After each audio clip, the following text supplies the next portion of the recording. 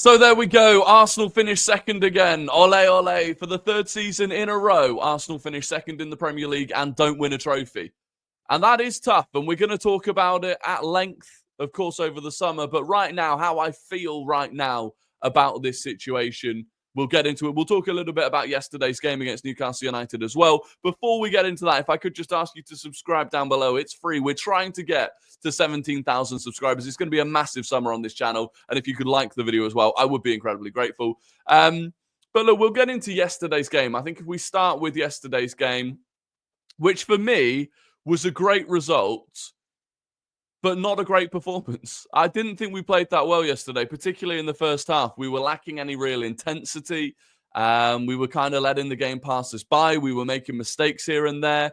At times, we were far too easy to play through. And we were probably quite fortunate to get into halftime at 0-0, although also David Raya deserves a huge amount of respect for some fantastic goalkeeping in that half. But much like we did at Anfield, we needed a kick up the backside going into the second half. And we did get that.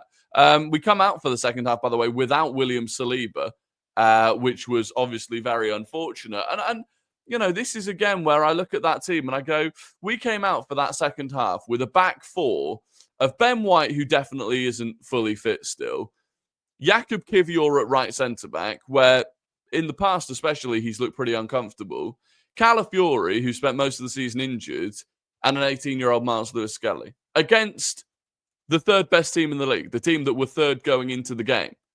And we still managed to hold our own. I have to say, Jakub Kiwior, by the way, probably my man of the match. I thought he had a fantastic game. But we come out for that second half.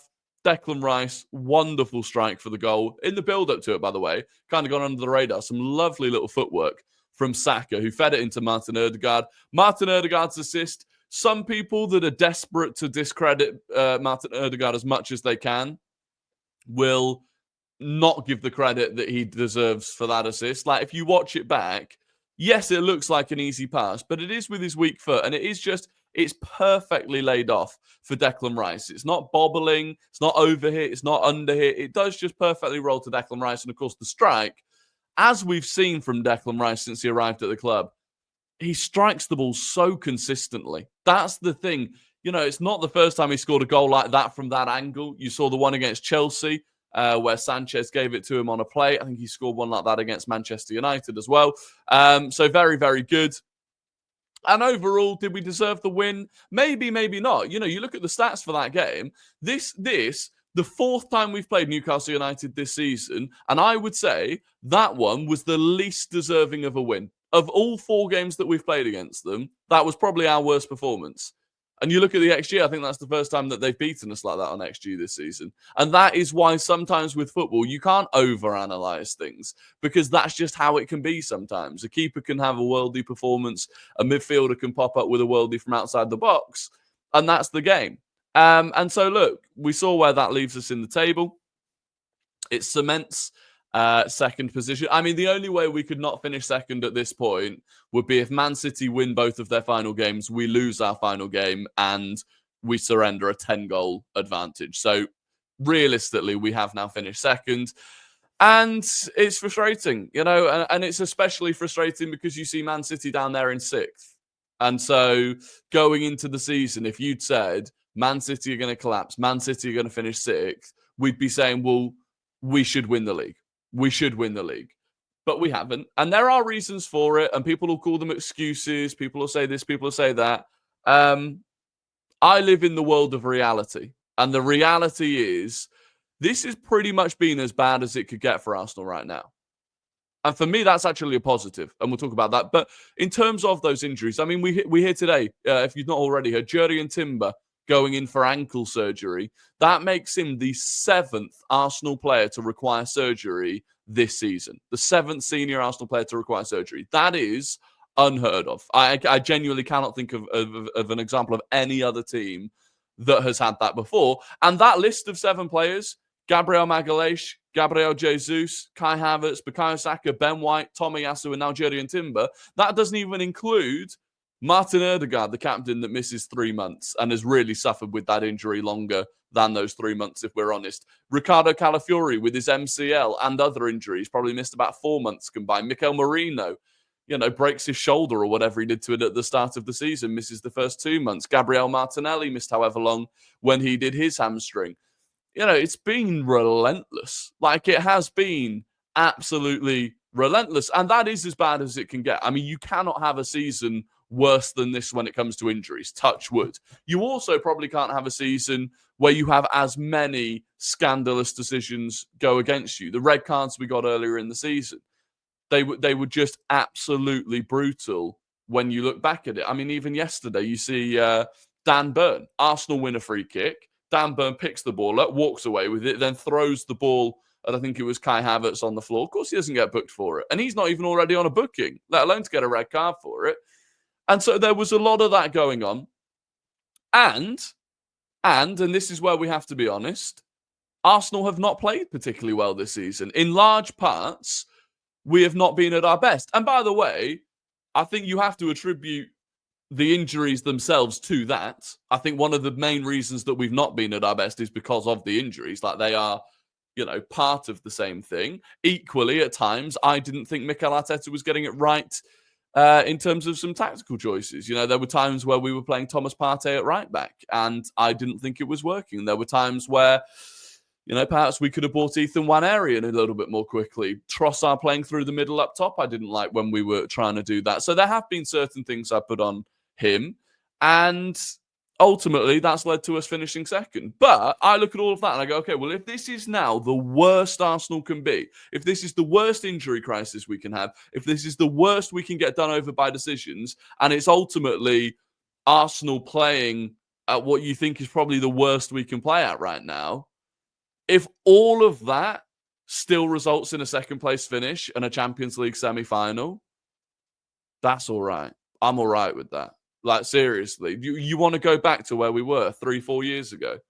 The fact that we've been carried by Mikel Arteta to this point, which I attribute the vast majority of it to Mikel Arteta. Yes, of course, we bought some brilliant players, but ultimately, it's him that changed the culture at the club. It's him that changed the entire approach from where we were. And people will say, but he inherited a good team. He inherited a team that got to a Europa League final. That team that got to the Europa League final, Tottenham Hotspur and Manchester United this season have made it to a Europa League final, right? It is not that difficult to make it to a Europa League final as a Premier League team. And if you remember that Europa League final, we got absolutely rolled over by Chelsea. Can you imagine Chelsea now rolling us over like that? No, absolutely not. You'd never see that. We don't see that anymore. We turned up at Anfield last week. We were 2-0 down. Depleted team, knackered team that had just been knocked out of Europe, team that didn't need to fight back, really. And yet they still found a way to do it. I think so much has changed at the club. And I think a large part of that is down to Mikel Arteta. And I think a large part of what we've missed this season, depth, sure.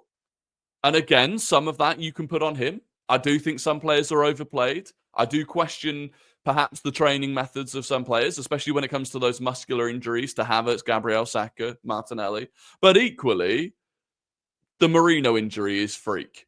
The Ødegaard injury is freak. The Gabriel Jesus injury is freak. These are things that you don't necessarily have much control over. And where I think Mikel Arteta has been let down is in the recruitment. Mikel Arteta didn't want Raheem Sterling. If you said to Mikel Arteta at the start of last summer, are you all right if we get you Raheem Sterling on deadline day? Of course he didn't want that. In January, he wanted players to come in. He's not had that. And people say, well, this is his squad that he's built. Yeah, to a large extent, but it's not like he's just built it exactly as he wanted. He's built it with the players that he's been given. And so, yeah, he decides who he wants. But I also look at someone like a Calafiori coming in. Yeah, people criticised that signing. People criticised it when he replaced Ramsdale with Raya, by the way.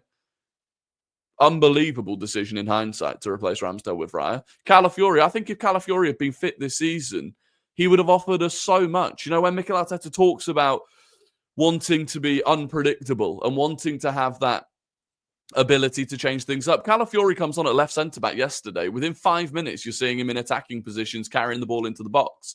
Like, he offers so much. And yeah, you can say, but he was injury-prone and we decided to buy an injury-prone player. He really wasn't that injury-prone last season. Like, the season that we bought him off for Bologna, he barely missed a game. So this idea that we should have known that he'd pick up injuries, I don't think that's true. And so I look forward to next season. I truly believe we are going to win big things. And when people talk about, oh, Spurs or United will have had a better season if they win a trophy. No, they won't. And if you get wrapped into that, you need to grow up a little bit. I think you need to have a little bit more belief in your team, and you need to be able to ignore the yappers, the people trying to tell you that what Arsenal are doing is not good and that Arsenal aren't going anywhere and that Arsenal have peaked and this, that, and the other. They have ulterior motives to that. They would love it if Arsenal sacked Mikel Arteta. Because they used to banter us because we were in 8th. They used to banter us because if they were Liverpool or City, they knew they'd turn up to the Emirates and roll us over. 4-1, 5-1, 3-0, comfortably. We're not in that position anymore. And they hate that. They hate the fact that in our worst season that we could really have had, we still finished second. Whilst they're scrapping around, in some cases, for top 5. In some cases, they're in 16th and 17th. And so I just think we need to take a step back. Yes, be frustrated. Yes, be annoyed. Yes, demand that we go out this summer and make several key signings. And it does sound early doors like that's what we're doing. But ultimately, I mean, even if you now look at that team against PSG, you know, the reports today that Jurrien Timber was playing through chronic ankle pain. So we were going into those games against PSG, arguably the best team in Europe at the moment, arguably the best attack in Europe at the moment, with a half-fit Jurrien Timber, Jakub Kiwior, our fifth-choice centre-back, an 18-year-old who hadn't played before the start of the season, no striker, and we still pushed them, and we still really could have gone through. And I just think, you know, a little bit of perspective, a little bit of patience. And when United or Spurs win their Europa League, are they going to become favourites to win the Champions League next season? Are they going to be anywhere near the list of favourites to win the Champions League next season? No. Are they going to be favourites to win the Premier League next season? No. They won't be favourites for any of them. And there's a good chance, if they carry on the way that they are, that next season, because they're in the Champions League, which they won't win anything next season. Whereas Arsenal will be placed, once again, to win trophies. And hopefully, it works out for us next time. It didn't this time. But the best way for you to give yourself the opportunity to win those trophies is to be there or thereabouts, season in, season out. And we know now that we are, because we've been there this season with everything that's gone against us. So that's where I'm at. I'm more Arteta in than ever.